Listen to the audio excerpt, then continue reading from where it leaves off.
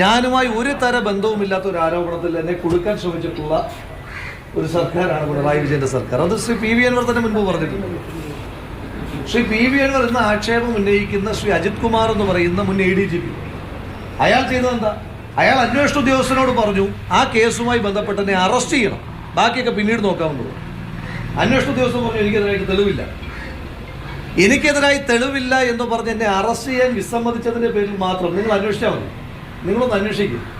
ഒരു പോലീസ് ഉദ്യോഗസ്ഥൻ, IPS റാങ്കുള്ള ഒരു പോലീസ് ഉദ്യോഗസ്ഥനെ ആ സ്ഥാനത്ത് നിന്ന് മാറ്റി അയാൾക്ക് ഇതൊരു ഓഫീസും സ്വന്തമായ ഒരു ഔദ്യോഗിക വാഹനം പോലും ഇല്ലാത്ത സാഹചര്യമുണ്ട്. ഞാനിതൊന്നും ഇങ്ങനെ പറഞ്ഞു നടക്കുന്ന ആളൊന്നുമല്ല.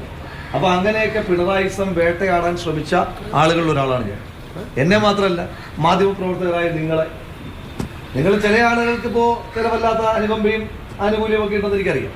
പക്ഷേ മാധ്യമപ്രവർത്തനത്തെ പൊതുവായി ഈ നാട്ടിലെ സാധാരണ മനുഷ്യന്മാരെ ഈ നാട്ടിലെ ഓരോ സാധാരണക്കാരനെയും വേട്ടയാടിക്കൊണ്ടിരിക്കും. ഇപ്പോൾ നിലമ്പൂരുകാരെ വന്യമൃഗങ്ങൾ വേട്ടയാടുന്നത് പോലെ തന്നെ വന്യമായി വേട്ടയാടുന്ന പിണറായിസത്തിനെതിരെ സംസാരിക്കുന്ന ഒരാൾ ആ കോസിൽ നിന്ന് മാറാൻ പാടില്ല. ആ കോസിൽ ഞാൻ ഇന്നലെ ശ്രീ പി വി അൻവറിനോട് സംസാരിച്ച കാര്യവും രണ്ടുപേരും തമ്മിൽ സംസാരിക്കുന്ന കാര്യത്തിൻ്റെ വിശദാംശങ്ങൾ പറയുന്നത് ശരിയല്ല.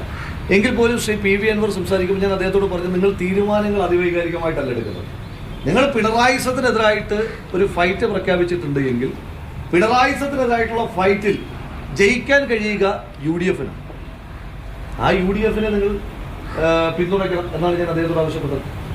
അത് ഏതെങ്കിലും ഒരു ചുമതലയുടെ അടിസ്ഥാനത്തിലോ അനുനയത്തിൻ്റെ അടിസ്ഥാനത്തിലോ ഒന്നുമല്ല.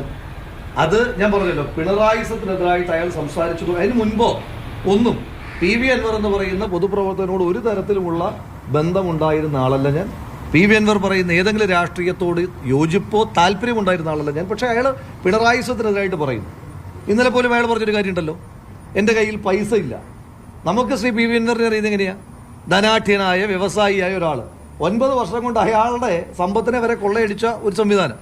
ആ സംവിധാനത്തിനെതിരായിട്ട് അയാൾ സംസാരിച്ചുകൊണ്ടിരിക്കുമ്പോൾ നിങ്ങൾ അതിവൈകാരികമായി തീരുമാനങ്ങളെടുത്ത് ലക്ഷ്യം മാറരുത് എന്ന് മാത്രമാണ് അദ്ദേഹത്തോട്.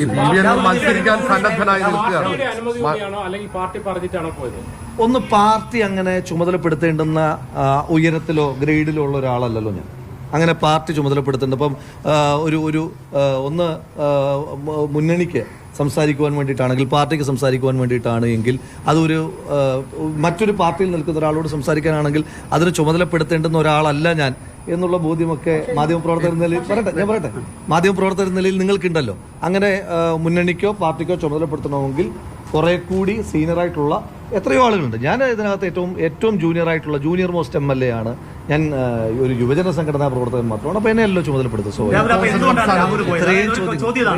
VD സതീശൻ ഉൾപ്പെടെ പറഞ്ഞത് ഇനി ഒരു ചർച്ചയില്ല, അദ്ദേഹം നിലപാട് പ്രഖ്യാപിക്കട്ടെ എന്നാണ്.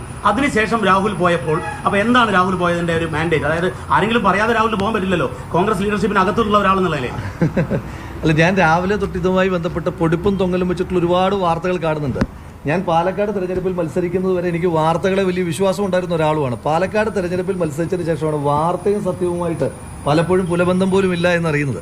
അപ്പോൾ ഈ വിഷയത്തിനകത്തും എന്നെ ഒരാളും ചുമതലപ്പെടുത്തിയിട്ടില്ല. മാത്രമല്ല, അങ്ങനെ ചുമതലപ്പെടുത്തേണ്ടുന്ന പദവിയിലിരിക്കുന്ന ഒരാളല്ല ഞാൻ. പാർട്ടിയോ മുന്നണിയോ അങ്ങനെ ഒരു ചുമതല ഏൽപ്പിക്കേണ്ടുന്ന അല്ലെങ്കിൽ ദൗത്യം ഏൽപ്പിക്കേണ്ടുന്ന ആളൊന്നുമല്ല ഞാൻ. എന്നെ ഏൽപ്പിച്ചിരിക്കുന്ന ദൗത്യം ഇവിടുത്തെ യുവജന സംഘടനാ പ്രവർത്തനത്തെ ഏകോപിപ്പിക്കുക എന്നുള്ളതാണ്. അതാണ് ഞാൻ ചെയ്തുകൊണ്ടിരിക്കുന്നത്. ഇവിടെ നിലമ്പൂരിൽ ആധികാരികമായി ജയിക്കുമ്പോൾ ആ വിജയത്തിന്റെ മാറ്റം വർദ്ധിക്കും. പക്ഷേ ശ്രീ പി വി അൻവർ ഞാൻ പറഞ്ഞല്ലോ, അദ്ദേഹത്തോട് പിണറായിസത്തിനെതിരായി സംസാരിച്ചു തുടങ്ങിയ മൊമെന്റ് തൊട്ട് അദ്ദേഹവുമായി ഒരു പരിചയമുണ്ട്. ആ പരിചയത്തിന്റെ അടിസ്ഥാനത്തിൽ അദ്ദേഹത്തിന്റെ ട്രാക്ക് മാറരുത്. അദ്ദേഹത്തോട് തന്നെ ചോദിച്ചാൽ മതി. അതിവൈകാരികമായി തീരുമാനങ്ങൾ എടുക്കരുത്, അത് നല്ലതല്ല എന്ന് മാത്രമാണ് അദ്ദേഹത്തോട്. കാലുപിടിക്കുകയാണ് കോൺഗ്രസ് നേതാക്കൾ M സ്വരാജ് പറഞ്ഞു. അങ്ങനെ കാലുപിടിക്കുന്ന അവസ്ഥയാണ്. അത് ശ്രീ പി വി അൻവറിന്റെ വീട്ടിൽ മുൻപ് CPM നേതാക്കന്മാർ പോയ അനുഭവത്തിന്റെ അടിസ്ഥാനത്തിലായിരിക്കും പറഞ്ഞത്. അവിടെ പോകുന്നവരൊക്കെ കാല് പിടിക്കാൻ വേണ്ടിയിട്ടാണ്. അങ്ങനെ രാഷ്ട്രീയത്തിൽ അങ്ങനെ എന്തിനാ കാല് പിടിക്കുന്നത്? ഞങ്ങൾക്കാർക്കും അങ്ങനെ ഒരു പാരമ്പര്യമില്ല. അപ്പോൾ ശ്രീ പി വി അൻവറിന്റെ വീട്ടിൽ മുൻപ് പോയിട്ടുള്ള ആളുകളല്ല കാല് പിടിക്കാൻ വേണ്ടിയിട്ടാണോ പോകുന്നത്? അങ്ങനെയാണോ?